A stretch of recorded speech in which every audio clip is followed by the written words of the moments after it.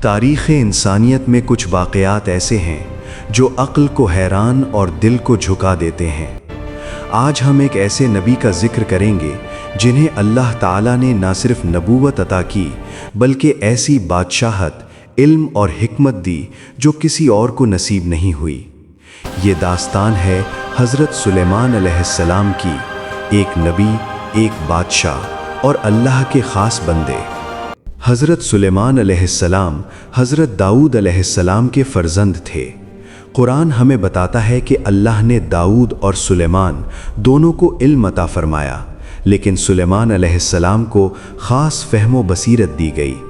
ایک موقع پر کھیت کے ایک تنازع میں اللہ نے درست فیصلہ سلیمان علیہ السلام کو سمجھا دیا، اور یہی ان کی حکمت کی پہلی نمایاں مثال تھی۔ اللہ تعالیٰ نے حضرت سلیمان علیہ السلام کو ایسی بادشاہت دی جس میں انسان، جنات، پرندے اور ہوائیں سب ان کے تابع تھے۔ قرآن کریم میں آتا ہے کہ وہ پرندوں کی بولی سمجھتے تھے۔ ایک دن جب وہ اپنی فوج کے ساتھ روانہ تھے جس میں انسان، جنات اور پرندے سب شامل تھے، تو چیوٹی کی آواز سلیمان علیہ السلام نے سنی جو اپنی قوم کو خبردار کر رہی تھی۔ اس پر سلیمان علیہ السلام مسکرائے اور اللہ کا شکر ادا کیا۔ یہ طاقت غرور کے لیے نہیں تھی بلکہ آزمائش تھی۔ حضرت سلیمان علیہ السلام ہر نعمت پر اللہ کا شکر ادا کرتے تھے۔ انہوں نے دعا کی، اے میرے رب، مجھے توفیق دے کہ میں تیری نعمتوں کا شکر ادا کروں۔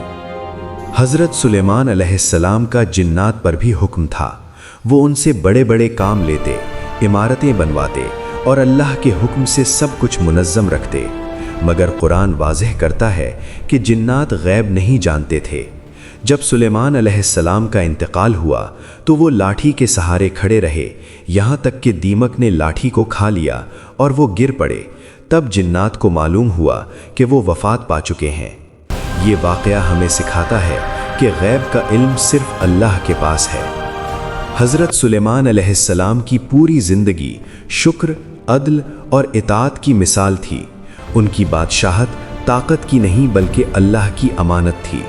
قرآن ہمیں یہ پیغام دیتا ہے کہ اصل کامیابی طاقت میں نہیں بلکہ عاجزی اور شکر میں ہے۔